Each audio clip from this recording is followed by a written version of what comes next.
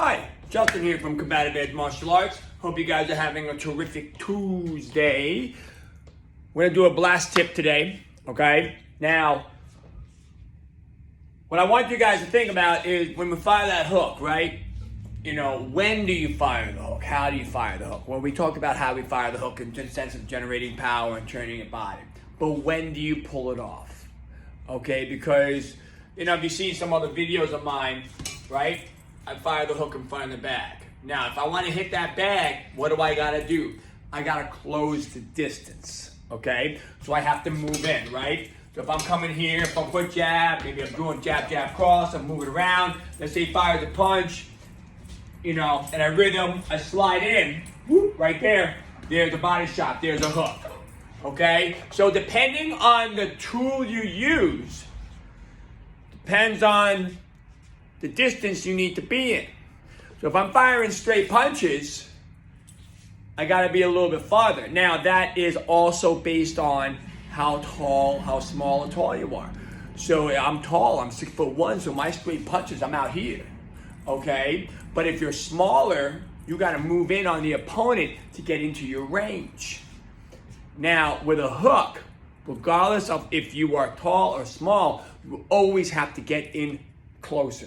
Even closer. Now, one thing I've learned through training and through sparring is that people who are smaller actually have an easier time getting off their hook. Why? Because they always have to move in. So they're already used to moving in. So if you look at Mike Tyson, he's coming in. He was a master at what? Firing those hooks, firing those uppercuts, because he was so used to getting in, because he always had to get in.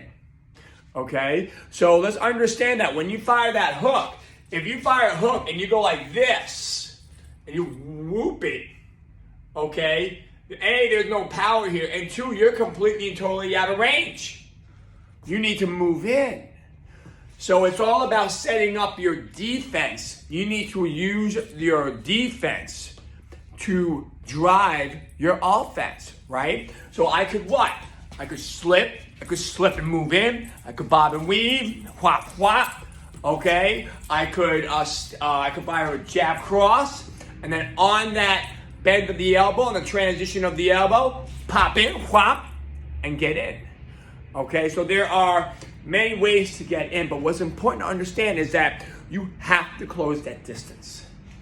Okay, if you're working on focus mitts, remember focus mitts are designed for you to learn the tools. Then you have to learn how to apply the tools. So you'll never fire a hook the way you fire a hook on a focus mitt. You will fire the hook in the sense of mechanics, but application-wise, you need to close that distance. You need to get in on that body, on that person, right? So if the pad is here and I'm going jab, cross, hook, cross, the guy's holding the pad, it would be right here. But in reality, if the body throws that punch, I gotta slip and I gotta move in. So your footwork has to be on par, okay? That's the blast tip of the day. Make sure you work on closing your distance when firing that hook. Get in on that person. Justin here from Combative Edge Nation. Rise above the average. Have yourselves a terrific Tuesday. Bye-bye.